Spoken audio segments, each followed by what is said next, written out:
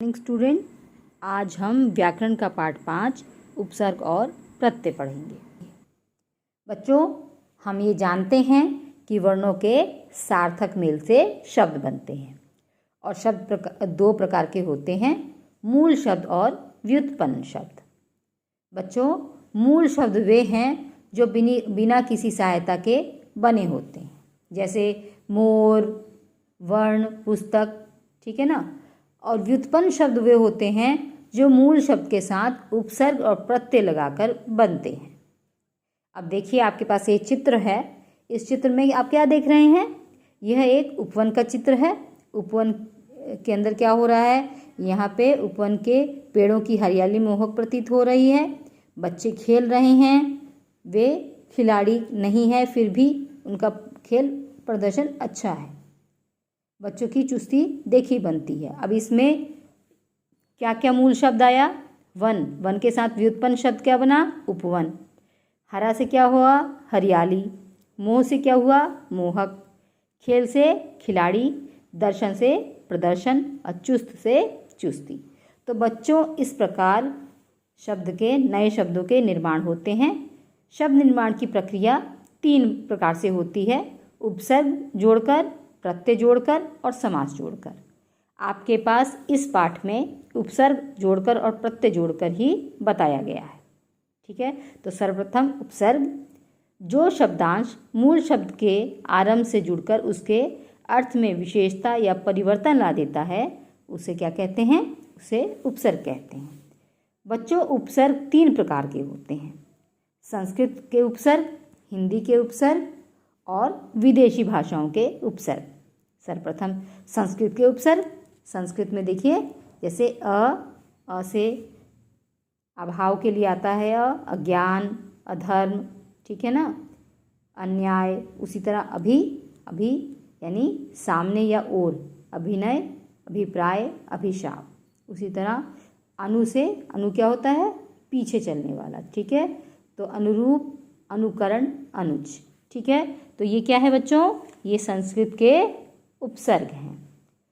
इसके अलावा कुछ ऐसे भी होते हैं उपसर्ग जो यौगिक होते हैं, यानी कि जिसमें 2 उपसर्ग लगे होते हैं, ठीक है। जैसे प्रति प्लस उप, क्या बना? प्रत्युपकार, ठीक है।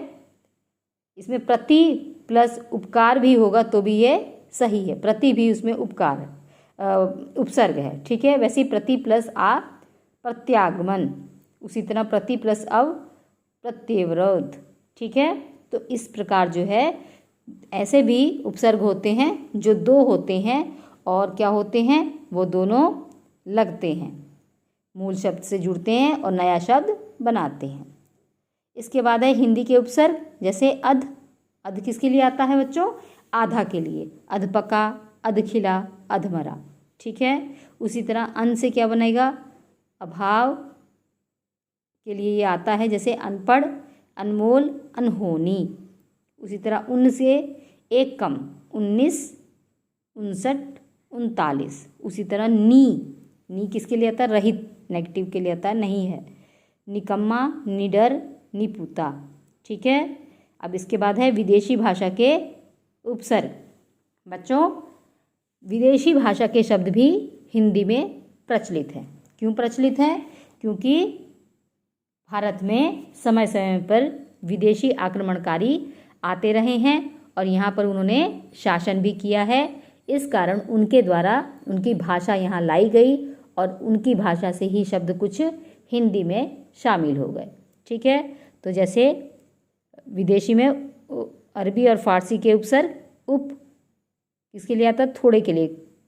कम जो है थोड़े के लिए आता है कमज़ोर, कम अकल, कम कीमत, ठीक है। उसी तरह खुश, प्रसन्न, खुशबू, ठीक है, खुशकिस्मत, ठीक है। इसके बाद अंग्रेजी के उपसर्ग, जैसे डिप्टी कमिश्नर, डिप्टी डायरेक्टर, सबसे सब इंस्पेक्टर, सब रजिस्ट्रार, चीफ से चीफ इंजीनियर, चीफ मिनिस्टर, ठीक है।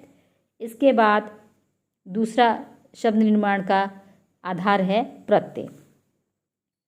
उपसर्ग की तरह ये भी शब्दांश होते हैं बच्चों, लेकिन ये आगे ना लगकर पीछे लगते हैं।